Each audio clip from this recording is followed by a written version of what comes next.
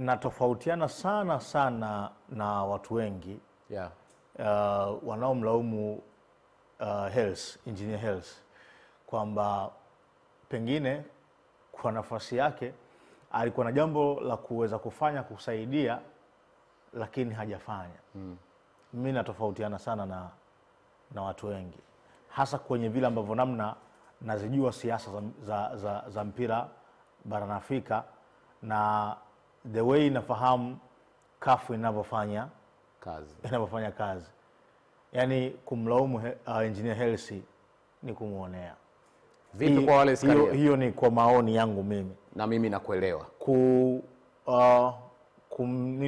Kumlaumu Engineer Hersi ni kumuonea, kwa sababu hiki chama ambacho sisi tunasema kwamba yeye ni rais ama mwenyekiti, kwanza ni chama kipya. Chama kipya ndio. Sio. Chama ambacho tunategemea kwamba kiwe ni sauti ya vilabu. Ni chama kipya. Lakini hata kwenye nafasi ambayo Hersi yuko, ni nafasi ambayo tunasema hao wenye maamuzi wao ndio wametaka yeye awe pale.